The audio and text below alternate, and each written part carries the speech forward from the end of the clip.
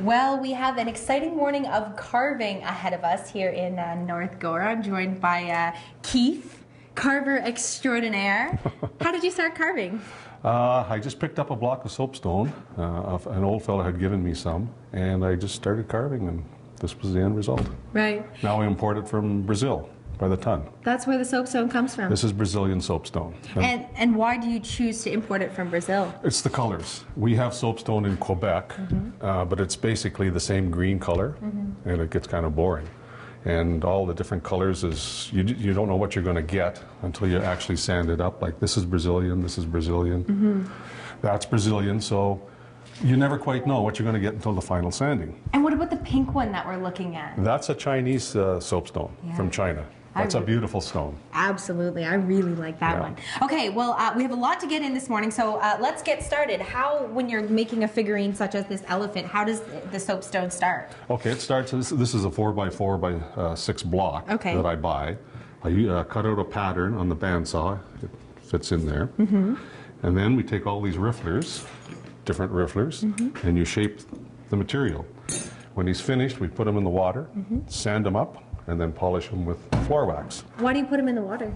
It's easier, it keeps the dust down. Okay, okay. You want to show me a little bit about how it's done? Okay, here's a heart. Sarah? Starting me off on the real tough stuff, eh? There you are. Okay. Now don't be shy. So just round off all the corners. Okay. This is very simple. Okay. Now can you break the stone? You can. It'll break on you. Yeah. If it's got a crack, you learn to read the stone. You check for cracks. Now this stone can be glued too. You can actually glue it back together. So if I were to break my heart in half, would we glue it back together? We could. If only we're that easy in real life. There you are. And you use the dust. If you have a crack and you put the glue in, you put the dust back on it.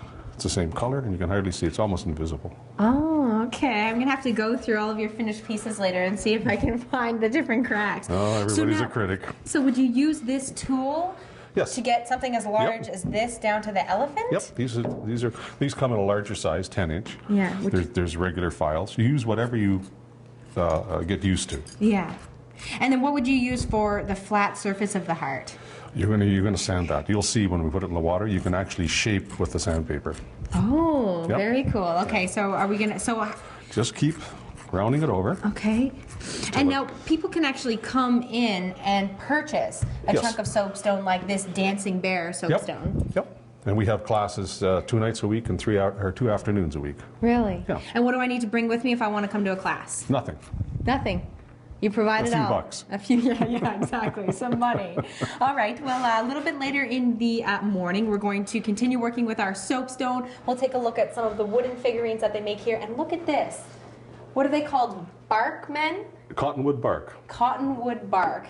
And they've got those little tribal faces. They're spirit faces. Spirit faces. Yes. How nice. Okay, well, I want to get a little bit of background on that. And of course, we'll take a tour of not only the shop where Keith does most of the dirty work, but also the gift shop, some beautiful finished pieces. Stick around. That's all coming up from North Gower on CTV Morning Live. Okay, I've got a lot of work left here, eh? You do.